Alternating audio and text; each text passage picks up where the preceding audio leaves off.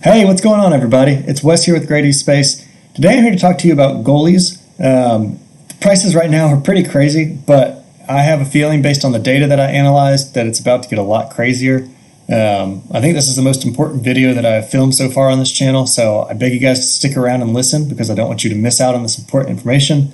I summarized a lot of data here, and I'm going to present that to you in the best way I can, but it's really important for you guys to make the best decision for yourself with the information that you have, the financial situation that you're in, and only you can know that. So none of this is telling you what to do. You got to make your own decisions, but I want to help, provide you with an extra tool to help you make the best decision you can. So today, right, looking at game week 148, I summarized the amount of teams that were entered in each tournament in each division.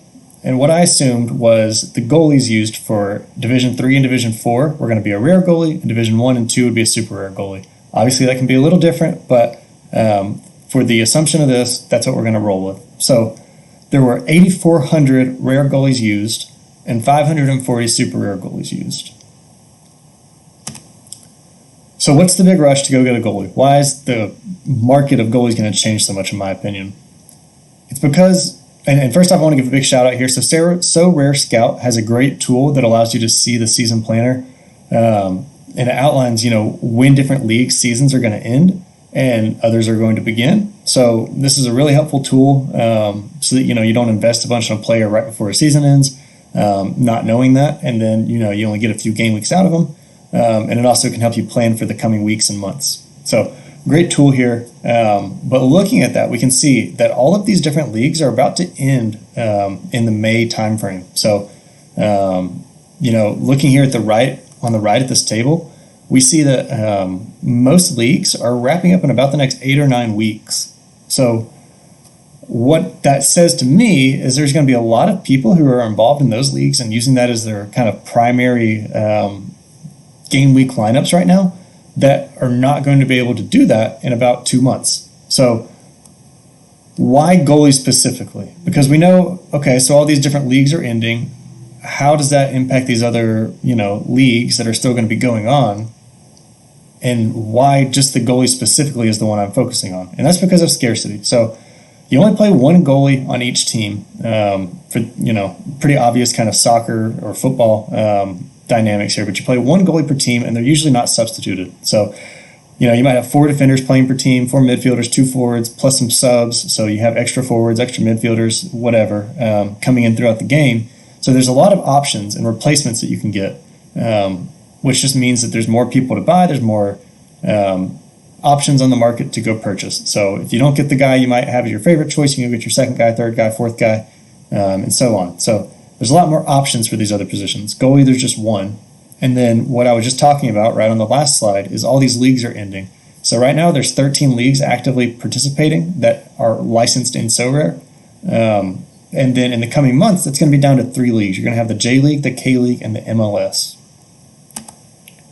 So what that means, again, kind of going back to the data here, between all of the 13 leagues that are happening right now, you have 221 teams. Not all of those are licensed, so you can apply some scale to that and cut that down a little bit. But there's 221 teams in these licensed leagues right now. And then between the MLS, the J League, and the K League, there's only 59 teams. And of those 59 teams, I took the starting goalies, or the expected to be starting goalies, and only 42 of them had cards. So you're talking about less than 20%. Going from 221 down to 42. And even if you wanted to say, the teams currently playing in those 13 leagues, maybe only half of them are licensed. That's still 110. So if we go from 110 down to 42 goalies with cards, that's still cutting over half. So even, being super conservative with it, we're losing a big chunk of the, eligible goalies to have going in these game weeks moving forward. So looking at that a little bit differently, breaking it down another level, right? In the MLS, I looked at the amount of cards that have been minted for these starting goalies. So I said there's 42 starting goalies in the MLS, J League, and K League. So far, how many have been minted is 1,160 in the MLS, 905 in the J League, 329 in the K League, for a total of 2,394 rare goalie cards minted. And they're still minting, so that number's already crept up since I collected this data. and it'll continue to creep up. But even if we look at the absolute maximum number that could be created of the 2020 cards, so they haven't minted the 2021 yet. Obviously, that would help if they do mint those, but we don't have a timeline for that right now. So if we just assume that those won't be minted in the next 8-9 weeks, the most that we could have is about 4,200 rare goalies, which is about half of the rare goalies that were used based on our assumption that there's a rare goalie used in the D3 and D4 lineups that took place in game week 148, where we had 8,400 teams competing. So all of those players, the managers want to compete kind of at the same level once the European leagues wrap up. They're going to have to transfer to MLS, J League, and K League goalies, which is just going to create a huge influx of demand, and the supply can't go up that much further, right? It's at 2,300. Maybe it can get to 4,200, but even that alone isn't going to, satisfy all of that demand that's out there. So what happens when you see that is the supply just shrinks up. It all gets purchased, and a lot of these guys have been playing for a while. They've got a bigger budget. It's more important to them to be putting lineups forward so they can continue to win more rewards, that they're not going to be as price sensitive. They're not looking for a budget or for a bargain. So they'll buy a card at 0.4, 0.5 ETH, even if maybe it was going at 0.35, 0.3. So it's just something to be aware of. We're going to have a lot of a lot of managers that are coming over from these European leagues, maybe have a bigger budget, but definitely the demand is going to increase for these three leagues and their goalkeepers specifically because of that scarcity reason. Additionally, the platform itself is just growing at such an exponential rate that it's really hard to say how long this rate will keep up. But you talk about like a hockey stick growth, and it's just been vertical lately, and that's with very little marketing effort. It's all kind of just word of mouth. The way I heard about it was on a Gary V YouTube video. He mentioned that he had invested in SoRare. Obviously, he's got a good track record of investing in good platforms, so I checked it out. But that was just one little soundbite. So the more people that hear him talk about it, or they hear FIFA Ultimate Team influencers, there's a lot of those guys out there that have really big followings. As soon as some of those start transferring over to SoRare, because it's just such a better platform and you get so much more value for your money, I think their fan bases are going to come over to SoRare as well and start putting their money there. So I don't think that these growth charts are going to flatten out anytime soon.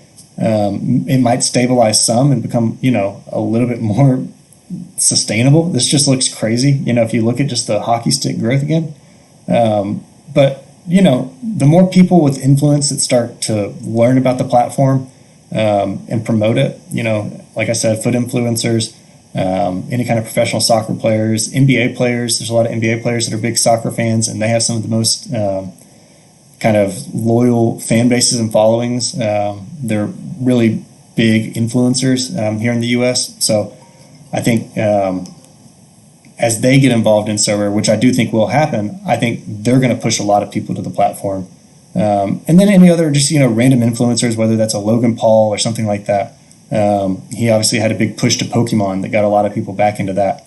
So I just think it's something to be aware of, and I think a lot more people are coming to the platform. A lot of people are going to be transitioning from Europe over to the MLS and Asia as those seasons end. So not financial advice, but I do think if you want goalies, now is probably a good time to buy, because I don't think prices are going to go down soon. So more videos to come.